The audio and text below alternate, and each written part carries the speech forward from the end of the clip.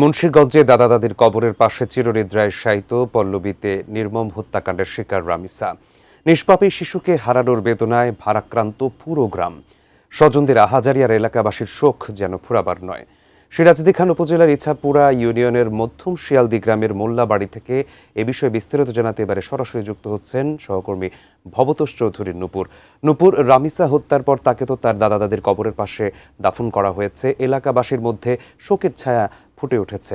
সর্বশেষ কি তথ্য জানাবেন সেখান থেকে?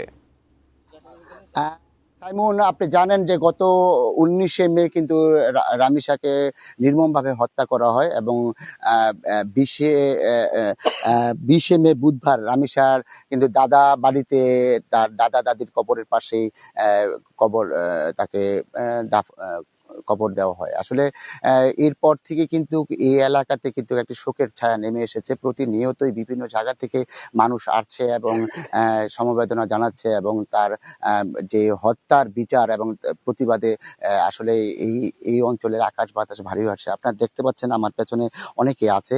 আমি যদি একটু কথা বলি, তারা বিভিন্ন জায়গা থেকে এসেছে। আমি যদি একটু কথা বলতে চাই যে আসলে আপনারা কুমিল্লা থেকে এসেছেন, আপনারা আসলে কি চাচ্ছেন এই রামিসা হত্যার বিষয়ে যদি একটু বলতেন।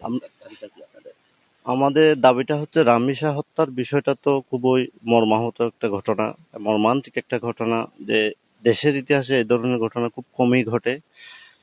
এটা আসলে যে অন্ধকার যুগের ঘটনার মতো ঘটনা। আমরা এই হত্যার তীব্র নিন্দা জানাই এবং এই হত্যার দৃষ্টান্তমূলক শাস্তি দাবি করি। এবং তারপর দেশের যে আইনশৃঙ্খলা পরিস্থিতি, এই আইনশৃঙ্খলা পরিস্থিতি উন্নত না হলে এই ধরনের রামিসাদের মতো আরো অনেক মেয়েকে আমাদের হারাতে হবে। আমরা চাই দেশের আইন শৃঙ্খলাটা ঠিক করার জন্য আমরা জোর দাবি জানাই, যেন এই ধরনের রামিসাকে আর জীবন দিতে না হয়। ধন্যবাদ।